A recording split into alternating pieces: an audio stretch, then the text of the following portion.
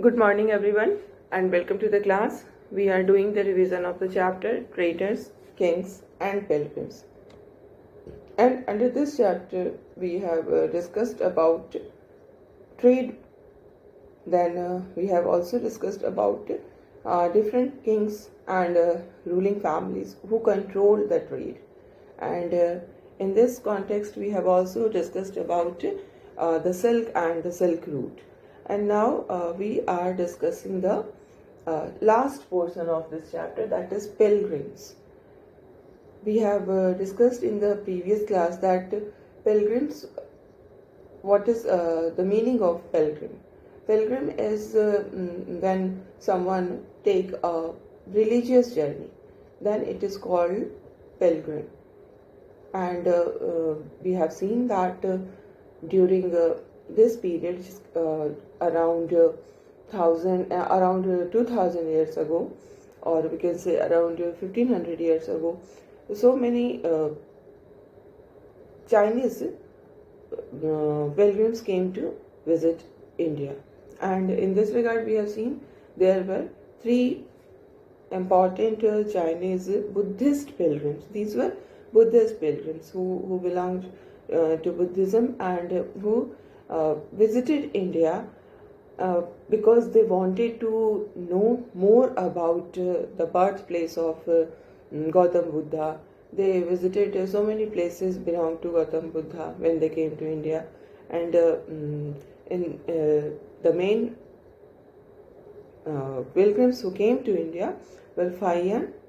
We have read about it in the previous chapter. Faiyan came to the subcontinent around 1600 years ago.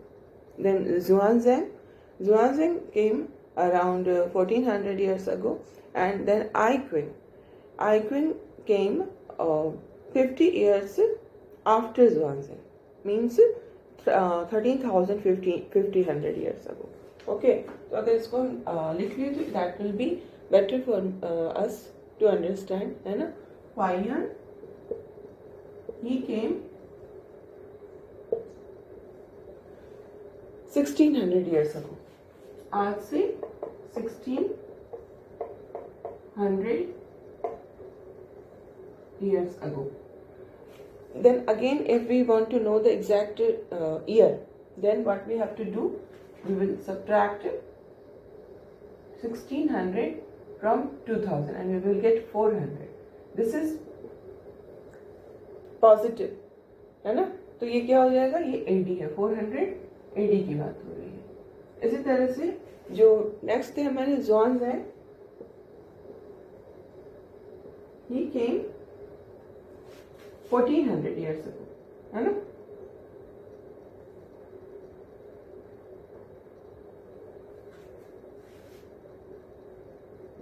और last जो थे वो Ai Qing, who came 1350 years ago. ठीक है, तो इनके आने का जो मेन पर्पस होता था वो यही था, क्योंकि they all were Buddhist pilgrims. They belonged to Buddhism. They worshipped Gautam Buddha. So they wanted to know more about the places which belong to Buddha, because Buddha India के थे और उनका बर्थ, उनका जो वर्क प्लेस था वो सब कुछ इंडिया में ही था. तो उस हिसाब से उनके लिए इंडिया आना वो एक पिलग्रिम था, है ना? कि जो उनके गॉड है वो उनके प्लेस पे जा रहे हैं जहाँ उनका बर्थ हुआ है, जहाँ उन्होंने मेडिटेशन किया, जहाँ पर उनको एनलाइटनमेंट हुआ, देन जहाँ पर वो पहली बार जहाँ पर उन्होंने टीचिंग दी. ये सब these are the religious places, Buddhist religious places. तो इन प्लेसेस पे ही वो उसको देखने के लिए वो आते थे. और जो फेमस मोनास्ट्रीज हुआ करती थी, उन मोनास्ट्रीज को भी वो विजिट करते थे जब वो इंडिया आते थे. ठीक है, और ये जो पिलग्रिम्स आते थे तो वो घूमते थे, डिफरेंट प्लेसेस में जाते थे. और साथ ही एक बहुत इम्पॉर्टेंट चीज़ उनके साथ एसोसिएटेड है कि they use to write account of their journey, whatever उनका जो जर्नी हुआ, कैसे वो आए, कहाँ वो गए, क्या क्या उन्होंने एक्सपीरियंस किया, इन सब का वो एक अकाउंट लिखते थे। अकाउंट मीन्स एक डायरी टाइप ऑफ थिंग, जिसमें कि सारी चीज़ें रिटर्न में वो लिखते थे, है ना। कि जब वो आ रहे थे रास्ते में किस तरह का उनको प्रॉब्लम्स फेस करना पड़ा, क्या डेंजरस सिचुएशन, क्योंकि उस समय travelling was not an easy task, है ना, बहुत मुश्किल था ट्रैवलिंग। तो ये जो पिलग्रिम्स, जो ट्रेडर्स के साथ हमने देखा था ना कल, आई told you in the previous class कि हाउ दिस जो पिलग्रिम्स थे वो ट्रेडर्स के साथ शिप में, कारवान्स में करते हुए बड़ी मुश्किल से पहुंचते थे। तो वो जो भी डेंजर उनको फेस करना पड़ता था वो सब कुछ वो अपने अकाउंट में लिखते थे, ठीक है। और कौन कौन सी बुक वो कैरी करके ले जा रहे हैं, किन किन मोनास्ट्रीज का उन्होंने विजिट किया, कौन कौन सी कंट्री वो विजिट की, everything is written down by them. तो इससे हमें क्या होता है, ये हिस्ट्री के पर्पज से हिस्टोरियंस के लिए ये बहुत ही यूजफुल हो जाता है, because these accounts written by pilgrims becomes a very rich source of knowing the history। इनसे हमें हिस्ट्री को जानने में बहुत ज़्यादा हेल्प मिलती है, ठीक है। अब जैसे जुआनज़ैंग जो थे, उन्होंने लैंड रूट से वो चाइना गए थे, ठीक है। इंडिया से चाइना जो वापस हो गए वो लैंड रूट से गए थे। तो लैंड रूट में क्या हो जाएगा, अगर इंडिया का लोकेशन हम देखें तो जैसे इंडिया जो है ऊपर में ये इंडिया है और इधर में चाइना है ना, ये चाइना है। तो लैंड रूट में ये इधर से नॉर्थ वेस्ट, ठीक है, नॉर्थ वेस्ट से होते हुए सेंट्रल एशिया पहुंचते हैं और तब चाइना पहुंचते हैं। इस तरह से इतना काफ़ी लंबा रूट उनको अडॉप्ट करना पड़ता था।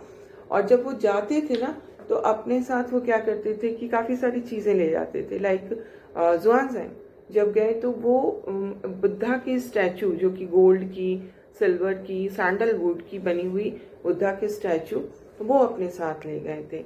और not only statue of Buddha made of gold, silver and sandalwood, but also he carried 600 manuscripts, जो हाथ से लिखे हुए स्क्रिप्ट्स थे, उस तरह के 600 मैन्युस्क्रिप्ट्स वो अपने साथ ले गए थे। कैसे ले गए थे, इतनी सारी चीज़ों को वो कैसे कैरी करेंगे, how he could have carried all these things. He carried all these things on the back of 20 horses. Horses थे 20 उनके साथ, और उन 20 हॉर्सेस पे उन्होंने ये सारी चीज़ों को, जो मैन्युस्क्रिप्ट्स हैं, उनको कैरी किया था। और जब रास्ते में तो हॉर्स से जा रहे, रास्ते में क्या आ गया, रिवर आ गया। तो अब वो रिवर को क्रॉस करना होगा बोट पे, है ना। तो इस तरह से जब वो बोट से रिवर क्रॉस कर रहे थे तो क्या हुआ था कि उनका बोट में प्रॉब्लम आ गई थी, जिसके कारण 50 मैन्युस्क्रिप्ट जो थे वो उनके बर्बाद हो गए थे, नदी में फ्लो बह गए थे, बर्बाद हो गए थे, है ना। और उसके बाद जब वो इन सारे अराउंड जब 600 था, 50 बर्बाद हो गए, तो 550 बचते हैं ना। तो 550 मैन्युस्क्रिप्ट्स के साथ जब वो पहुंचते हैं वहाँ चाइना, तो फिर उनकी जो बाकी की जो ज़िंदगी थी ना, पूरी लाइफ उन्होंने इसको लिखते हुए ही बिता दिया। क्या क्या लिखते हुए, मैन्युस्क्रिप्ट्स जो यहाँ से वो ले गए थे वो मोस्टली प्राकृत लैंग्वेज में लिखे हुए थे।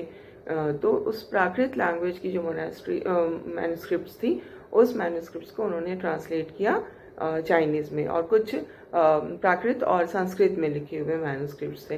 तो इन मैन्युस्क्रिप्ट्स को वो उन्होंने ट्रांसलेट किया था इन चाइनीज़, ठीक है। तो बाकी की जो लाइफ थी जुआनज़ैंग की, वो इन मैन्युस्क्रिप्ट्स को ट्रांसलेशन में ही उनकी गुजर जाती है, ठीक है। तो ये हमने देखा जुआनज़ैंग के बारे में। इसी तरह से एक बहुत ही डिटेल्ड अकाउंट हमें मिलता है एक और पिलग्रिम जो कि इंडिया आए थे, फाहियान के बारे में भी, कि जब वो इंडिया से वापस चाइना जाते हैं तो किस तरह से उनको क्या क्या प्रॉब्लम्स फेस करनी पड़ती है। तो हम अभी वो देखेंगे कि फाहियान ने किस तरह से वो वापस पहुंचते हैं, क्या क्या उन्हें प्रॉब्लम्स फेस करनी पड़ती है। तो जैसे हम देख रहे हैं फाहियान ने जुआनज़ेंग ने, जिसको अभी हमने just now we have discussed about Xuanzang ने लैंड रूट लिया था, है ना, चाइना वापस पहुंचने के लिए, इंडिया से चाइना पहुंचने के लिए उन्होंने लैंड रूट लिया था।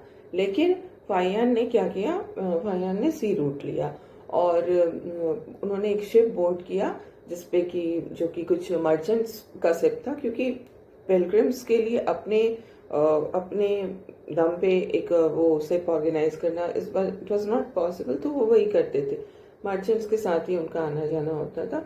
तो फाहियान ने भी जो मर्चेंट्स का शिप था उसको वो बोर्ड करते हैं और उस शिप में वो 2 दिन ही ट्रैवल किए होंगे, तभी क्या हो गया कि स्टॉर्म आ गए। जब हम सी में ट्रैवल करते हैं, शिप से ट्रैवल करते हैं सी में, तो उस समय हमारे लिए ये जो स्टॉर्म होती है ना, वो एक बहुत बड़ी प्रॉब्लम होती है। क्यों, क्या प्रॉब्लम होती है, स्टॉर्म क्यों प्रॉब्लम होती है? क्योंकि समुद्र में तूफान का आना, है ना, जब ये इस तरह का स्टॉर्म आता है, तूफान आती है, तो जो लहरें होती हैं ना, जो समुद्र के वेव्स होते हैं, वो बहुत हाई जाते हैं और सी पर जो ये शिप पे जो कंट्रोल होता है ना, वो कंट्रोल लूज कर जाते हैं। जो भी शिप को चलाने वाले होते हैं, they are not able to control the ship because of this storm. ये होता है, आज भी इस प्रॉब्लम को हम लोग फेस करते हैं जब भी शिप से ट्रैवलिंग होती है। तो ये जो फाहियान थे, जैसे ही उन्होंने शिप बोर्ड किया और 2 दिन ही वो चल पाए होंगे कि तभी क्या होता है कि स्टॉर्म आ जाता है। और जब स्टॉर्म आता है तो इस बात का बहुत ज़्यादा डर होता है कि जो शिप है ना वो डूब जाएगी। ठीक है, तो शिप डूब नहीं जाए इसके लिए क्या जरूरी होता है कि शिप के वेट को कम से कम कर दिया जाए, है ना, क्योंकि जब जब कोई भी चीज़ ना भारी होती है तब वो डूबती है। तो जो इतना अनबैलेंस हो रहा है, पूरा का पूरा वेव इतनी तेजी से आ रहा है, तो उसमें शिप के डूबने का डर हो जाता है। तो इससे बचने के लिए क्या किया जाता है कि शिप को हल्का कर दिया जाता है। हल्का कर दिया जाता है इन द सेंस कि शिप में जो भी सामान है उसको फेंक दिया जाता है। मतलब उस समय तो यही होता था कि शिप को हल्का करने के लिए लोग जो शिप में हैं वो ज़्यादा से ज़्यादा सामानों को फेंक देते थे। तो जैसे जो मर्चेंट्स इनके साथ आ रहे थे, उन्होंने बहुत सारे उनके मर्चेंट्स तो सामानों की आना जाना करते हैं, सामानों को ही लेकर आते जाते, तो जो भी सामान उनके साथ थे वो सब उन्होंने फेंक दिया। अब फाहियान के साथ भी बहुत कुछ चीज़ें थी जो उनकी पर्सनल बिलोंगिंग्स थी, उसको भी उन्होंने फेंक दिया। जो अपनी पर्सनल यूज़ की चीज़ें थी उन्होंने भी फेंक दिया। लेकिन उन्होंने जो बुक्स और जो स्टैचू ऑफ बुद्धा उन्होंने इंडिया से कलेक्ट किया था उसको उन्होंने नहीं फेंका, उसको वो बिल्कुल अपने से लगा के रखे हुए थे, बिकॉज उनके लिए वो बहुत ज़्यादा इम्पॉर्टेंट चीज़ थी, है ना। तो अपने सारे पर्सनल बिलोंगिंग्स को, अपने जो यूज़ की चीज़ें थी, पर्सनल यूज़ की चीज़ें थी, कपड़े हुए, जो कुछ भी अपना चीज़ था वो सब उन्होंने फेंक दिया। लेकिन उन्होंने बुद्धा की पिक्चर, स्टैचू को और बुक्स को बिल्कुल भी नहीं फेंका। ठीक है, और उसके बाद ये जो स्टॉर्म था उसको सबसाइड होने में 13 डेज का टाइम लगा। 13 दिन के बाद वो स्टॉर्म जो है वो खत्म हुआ। तो 13 दिन तक ये लोग इसी तरह से सी में रहे और सी के अंदर, सी में इस तरह का सिचुएशन होना बड़ा ही पेनफुल होता है ना। और इस एक्सपीरियंस को उन्होंने लिखा है, फाहियान ने इस एक्सपीरियंस को लिखा है। He has written like sea के बारे में कि the sea itself is boundless in extent, है ना। सी का कोई अंत नहीं दिखता है। अगर हम सी में ट्रैवल कर रहे होते हैं तो जिधर देखे चारों तरफ सिर्फ पानी, पानी और आसमान, बस यही दिखता है, उसके अलावा और कुछ भी नहीं दिखता है। तो उसी चीज़ को वो एक्सप्रेस कर रहे हैं that the sea itself is boundless in extent. It is impossible to know east or west except by observing the sun, moon और stars in their motion, है ना। तो जब हम सी में होते हैं तो कुछ भी नहीं नजर आएगा, चारों तरफ only two things as I told you, बस ये पानी, समुद्र का पानी और आसमान, इसके अलावा तीसरी चीज़ नज़र नहीं आती है। और आसमान में सन, मून, स्टार्स, बस ये नज़र आते हैं। कौन सा डायरेक्शन है, कहाँ क्या है, कुछ भी नहीं पता चल पाता है ना। और further he says that if it is dark rainy weather the only plan to steer is to steer by the wind. अगर रेनी सीजन, रेनी हो गया, बारिश हो गई, अंधेरा है, हवा चल रही है, तो वैसे में आपको शिप आप चला नहीं सकते। शिप जो है वो विंड के डायरेक्शन में अपने आप मूव करती है ना। Ship starts moving on its own in the direction of the wind. तो ये बहुत ज़्यादा डेंजरस होता था उस समय, जो शिप से जो जर्नी होती थी, that was highly dangerous. Dangerous आज भी है, लेकिन आज हमारे पास टेक्नोलॉजी है ना। We have so much advance technology nowadays. तो आज वो उतना डेंजरस नहीं रह गया, उस समय बहुत ज़्यादा डेंजरस हुआ करता था। तो इतना सारा डेंजर को उठा करके ये जो बुद्धिस्ट पिलग्रिम्स थे वो आना जाना करते थे। दैट वाज रियली एडवेंचरस, बहुत ज़्यादा एडवेंचरस काम है उनकी। वो they were not coming for the purpose of adventure, they were coming and going for the purpose of religion only, है ना। उनको कोई एडवेंचर का शौक नहीं था, वो कोई एडवेंचरस पीपल नहीं थे, वो तो रिलीजियस पीपल थे। और अगर वो इंडिया आ रहे थे, इंडिया सब कॉन्टिनेंट में आ रहे थे चाइना से, तो उसके पीछे उनका कोई रीज़न एडवेंचर का नहीं था। उनको तो गौतम बुद्धा को वो इतना रिस्पेक्ट देते थे, उनकी वर्शिप करते थे कि उनके जो भी प्लेसेस थे, बर्थ प्लेस है, एनलाइटनमेंट का जगह है, उन सबको वो देखना चाहते थे, बुद्धा के बारे में और भी जानना चाहते थे। तो ये होता था पर्पस, जो कि इसके लिए हमें बहुत हाई लेवल ऑफ डेडिकेशन चाहिए, है ना। तो अगर हम फाहियान की स्टोरी को आगे कंटिन्यू करते हैं तो क्या देखते हैं कि फाहियान को 90 दिन से ज़्यादा लगा, 90 days, it took more than 90 days to Fahien to reach Java. Java वो पहुंचते हैं, ठीक है। और वहाँ पर वो पहुंच करके 5 मंथ्स वो वेट करते हैं कि फिर जावा से कोई जो शिप है वो चाइना जाए, ठीक है। तो इस तरह से ये प्रॉब्लम्स जो हैं उनको फेस करनी पड़ती थी। मतलब जाना था चाइना, बट वो मर्चेंट्स के साथ जावा पहुंच रहे, जो कि हमारे साउथ ईस्ट डायरेक्शन में पड़ता है। अगर इंडिया, हमने यहाँ पर जैसे बताया था, अगर इंडिया को हम ये कंसिडर कर रहे हैं तो जावा इस डायरेक्शन में पड़ेगा। तो यहाँ से वो पहुंच करके जावा, फिर वो 5 मंथ्स वेट करते, 5 मंथ्स वेट करते हैं जावा में कि कोई शिप, कोई मर्चेंट्स जो है वो जाने को हो यहाँ से, जावा से चाइना, तो उनके साथ हम चले जाए। 5 मंथ्स उनको वेट करना पड़ा। एक तो 3 मंथ्स में वो जावा पहुंचे, 5 मंथ्स फिर जावा में वो वेट किए कि अब वो मर्चेंट्स के साथ कोई शिप मिले तो हम चाइना पहुंचे। तो इस तरह से हम कह सकते हैं कि ये इंडिया से चाइना जाना 1 साल का अफेयर हो जाता था, कभी कभी उससे लंबा कभी टाइम लग जाता। तो इतनी मुश्किलों को उठा करके ये बुद्धिस्ट पिलग्रिम्स जो थे वो ट्रैवल करते थे। और इसमें जब वो ट्रैवल करते थे तो उनके लिए एक बहुत ही इम्पोर्टेंट प्लेस होता था विजिट के लिए इंडिया में, और वो कौन था? नालंदा यूनिवर्सिटी, ठीक है। जो नालंदा था वो उनको वहाँ पर वो जरूर विजिट करते थे, ठीक है, क्योंकि नालंदा जो था वो बुद्धिज्म का, एक बुद्धिस्ट लर्निंग का एक बहुत ही यूनिक सेंटर हुआ करता था, ठीक है। सो अभी हम लोग थोड़ा सा नालंदा के बारे में देखेंगे, जो कि अभी भी है नालंदा। और नालंदा यूनिवर्सिटी जो है that is the considered to be the first university of the world, ठीक है। तो नालंदा जो है वो क्या था? It was a centre of Buddhist learning.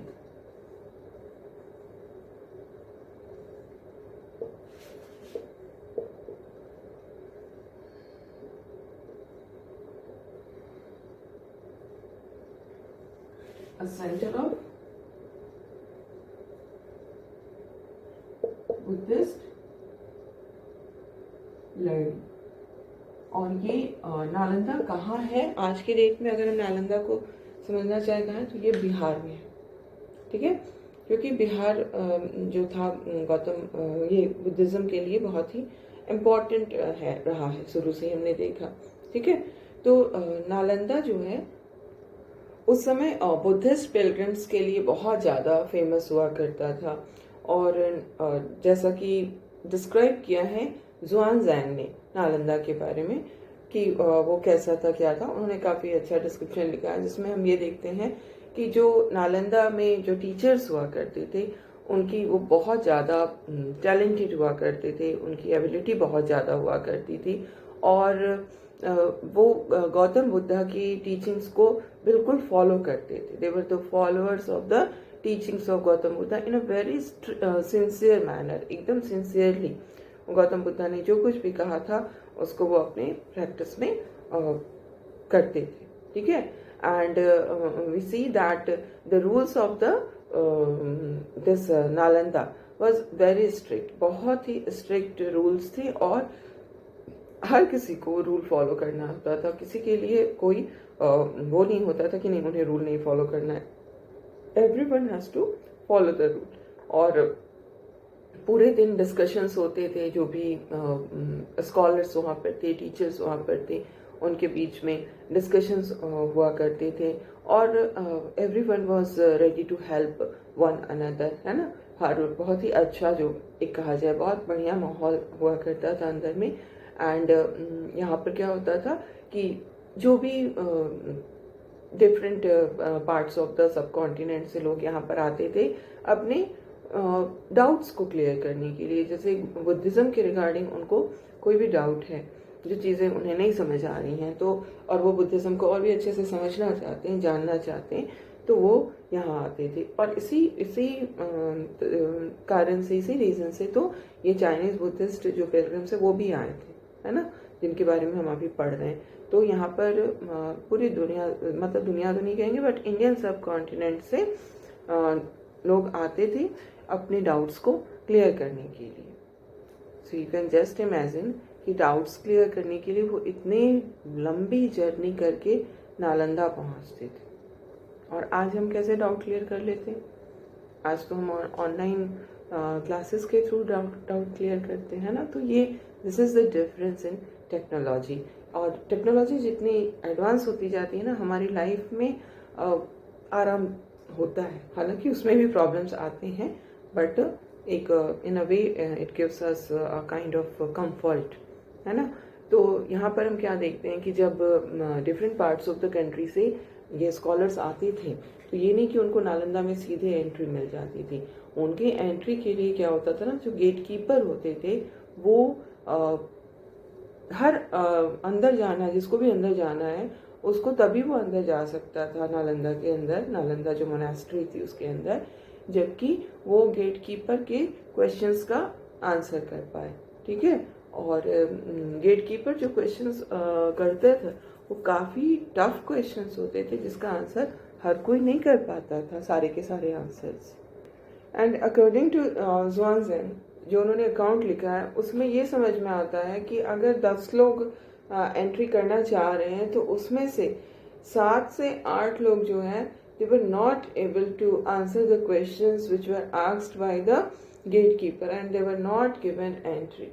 So this was the level of we can say this was the level of intelligence of the gatekeeper. जब the gatekeeper इतना talented था, तो just you can just imagine the level of talent of those who were the teachers there, है ना। तो इस तरह का नालंदा जो है वो बहुत ही इम्पोर्टेंट मोनास्ट्री था, जहाँ पर टीचिंग्स होती थी गौतम बुद्धा के बारे में, और लेटर वो नालंदा यूनिवर्सिटी बन गया, ठीक है। अब हम लोग एक नई चीज़ देखेंगे, क्योंकि ये जो पीरियड है ना, इसी समय में एक नया स्टार्टिंग होता है रिलीजियस स्फेयर में ही, and that is the beginning of bhakti, ठीक है। This is called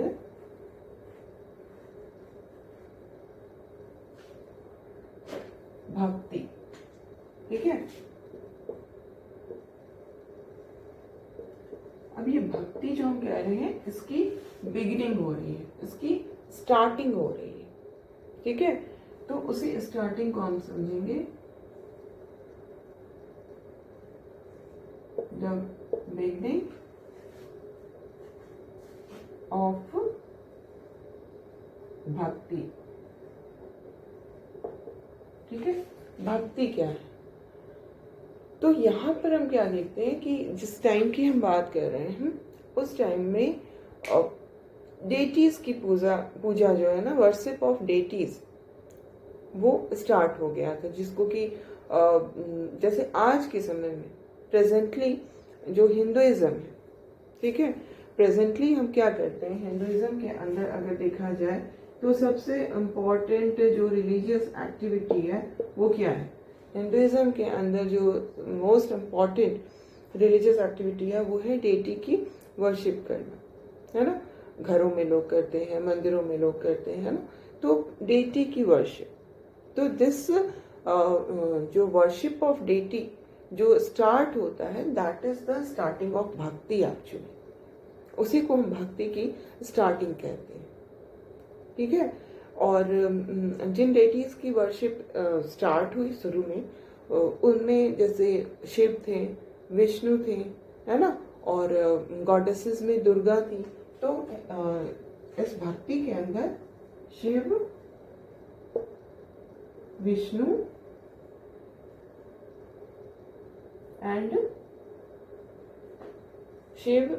and Durga, ये मेन गॉड एंड गॉडेसेस थे जिनकी वर्शिप की जाती थी, ठीक है। कैसे वर्शिप की जाती थी उस समय? जो वर्शिप करने का जो आइडिया था दैट इज नोन एज भक्ति, जो कि उस समय बहुत ज्यादा पॉपुलर हुआ। भक्ति से क्या मतलब, what do we understand by bhakti? Bhakti is a person's devotion to his or her chosen deity. किसी भी एक डेटी को, एक गॉड या गॉडेस को आप चूज कर लीजिए, ठीक है, और फिर उस गॉड या गॉडेस को, जिसको भी आपने चूज किया है, आप उसको, उस पर एकदम डिवोशन आपका हो जाएगा, आपका उसके साथ एक रिलेशन एस्टैब्लिश हो जाएगा, ठीक है, जिसमें कि आपका डायरेक्ट रिलेशन है डेटी से। There is no priest is required in order to worship the deity. दिल से हम भगवान की पूजा करते हैं, दिस इज भक्ति, जिसके अंदर हमको किसी रिचुअल्स की जरूरत नहीं होती है, जिसके अंदर हमको किसी भी तरह का एलैबोरेट रिचुअल्स करना, प्रीस्ट को बुलाना, प्रीस्ट के थ्रू पूजा करना, ये सब नहीं।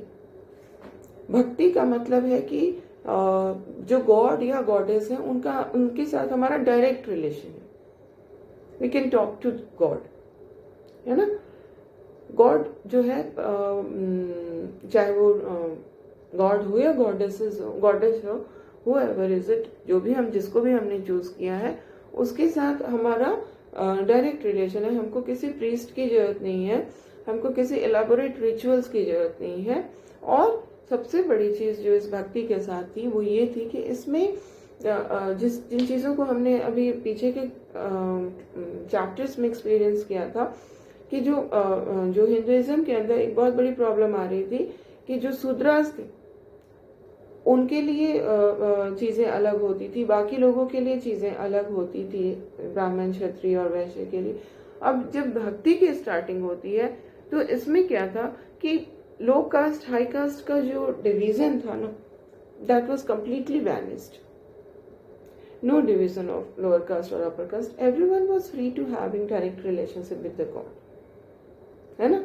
चाहे वो रिच हो, चाहे पुअर हो, चाहे वो हाई कास्ट का हो, चाहे लो कास्ट का हो, चाहे मैन हो, चाहे वुमेन हो, क्योंकि जेंडर की बेसिस पे भी हमने देखा बहुत ज्यादा डिस्क्रिमिनेशन था, है ना। तो ये सारी चीजें भक्ति के अंदर पूरी तरह से खत्म हो गई थी इस पीरियड में। और भक्ति was totally based on the concept of equality. भगवान सबके लिए एक है, भगवान कभी भी किसी में कोई डिस्क्रिमिनेशन नहीं करते। तो इसी भक्ति को हम लोग आगे की क्लास में कंटिन्यू करेंगे।